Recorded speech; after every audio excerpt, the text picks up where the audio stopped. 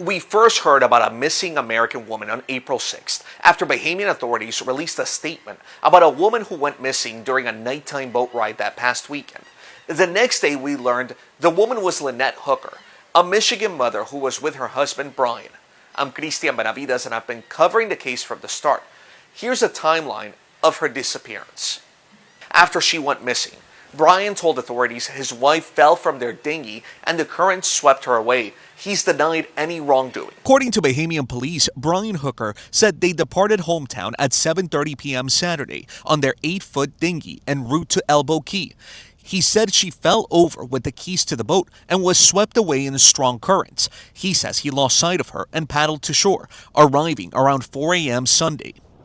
That is the sailboat that was used by Lynette and Brian. It's docked here in Marsh Harbor. They would use a dinghy to get from the sailboat to land. On April 7th, we spoke to Carly Aylesworth, Lynette's daughter, who said she had questions about the incident. She shared a voicemail with us from her stepfather, Brian Hooker. They do have life jackets on there. They just don't wear it when they're on it. Speaking to CBS News, Carly Aylesworth, Lynette's daughter, says the two had a rocky relationship. From what I've heard from my grandma, their relationship has been a lot of fighting and drinking lately. So I'm just kind of questioning what actually went on in the dinghy. According to Aylesworth, her mother and Brian, her stepfather, had split up in recent years and then got back together. Royal Bahamian police say Brian told investigators Lynette fell over from an 8-foot hard-bottom dinghy with the keys to the boat and was carried away by strong rip currents. Brian left Aylesworth this voicemail message, where for the first time, hear about a floating device he allegedly threw to her. Hello, honey. I just got a call from Booktown Search and Rescue, and I found a flotation device that I threw to Mom when she fell overboard. A CBS News producer tracked down Brian in the Bahamas, but did not comment about the search for his wife. Aylesworth says her mother is an experienced swimmer and boater and doesn't believe his story adds up.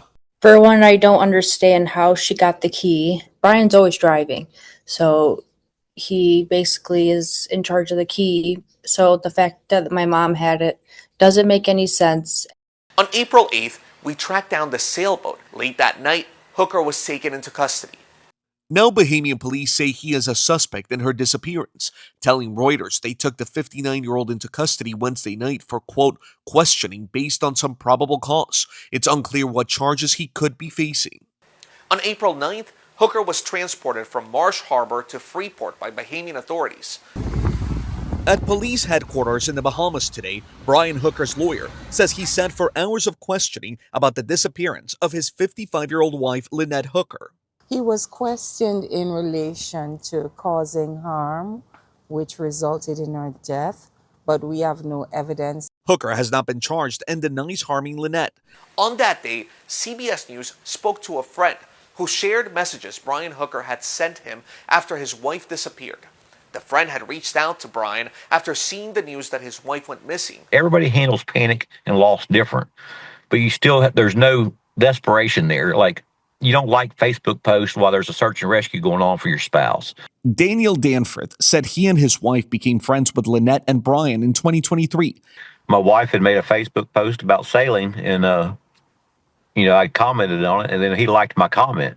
And so I reached out to him. I said, Brian, I said, what's going on? Did I just see y'all on the news that it said that Lynette fell off the boat? And he said that, unfortunately so, that she had fell off the boat in bad weather. Hooker's account to Danforth seems to differ from the statement he gave police. Danforth read some of Hooker's messages exclusively to CBS News. The wind blew me away from her, and she swam to the sailboat, and we lost sight of each other pretty quickly as it was just about sundown. CBS News learned Bahamian authorities issued a search warrant for the soulmate. Laptops and cell phones on board this sailboat owned by Brian and Lynette Hooker, named Soulmate, could contain evidence related to the Michigan woman's disappearance, according to a search warrant reviewed by CBS News. He was taken to his vessel for a search, and when he went there, he was handcuffed. Hooker's attorney, Terrell Butler, says the 59-year-old was arrested Wednesday after a 3-hour-long interview with police. She says after being detained, Hooker was handcuffed and taken to his boat for a search, but fell overboard himself. The weather was so choppy and the vessel was moving, He alleges that as a result of all of that, he fell overboard and he had to be rescued by the person's officers. Hooker received medical attention at a hospital overnight. What was his demeanor like? What was he like? He was very sad, and you could see it appears as if this whole thing was taking a toll on him. On April 10th, a recording surfaced of Brian detailing what happened in the days after his disappearance. Blaine and Marnie Stevenson say they have been friends with the couple since 2023. Blaine spoke to Brian after Lynette went missing and said he recorded the call. CBS has verified this recording. I threw her a flotation cushion that we used to sit on the dinghy, right after she went in. They released a recording of their call because they think it could help find Lynette. I want people out there looking for a real live human being. Until told otherwise, Lynette's alive to me, and she needs to be found. I've got to speak for Lynette, and from the boating community, that's what I'm trying to do. Then on April 12th, we received maps, apparently drawn by Brian, showing what he believes happened that day. CBS News obtained these maps, apparently sent by Brian to friends, showing what he says is the last day they spent together before she went missing. It was a cascade of failures, and it's something I'm never going to forgive myself for. CBS News also obtained messages the Michigan mother sent to a friend back in January 2024, shedding light on what appeared to be trouble at sea. It was too much closeness. We decided to call it quits. We were married 21 years. Our marriage lasted 6 weeks cruising. It was real bad. I can't be out there with him. On April 13th, Brian was released after authorities determined they didn't have enough evidence to charge him with a crime. Hooker has continued to deny any wrongdoing. On April 14th, we were the first outlet to sit down with Brian Hooker, and we asked him if he believed his wife Lynette was still alive. You want to keep looking for Lynette. I'm going to need somebody with more authority to tell me to stop. Brian Hooker says he wants to return to the water to search for his wife Lynette. Do you believe that Lynette's still alive? I do. I believe I've been told that people have lasted in the Bahamas after falling overboard for days and even weeks. There are so many islands.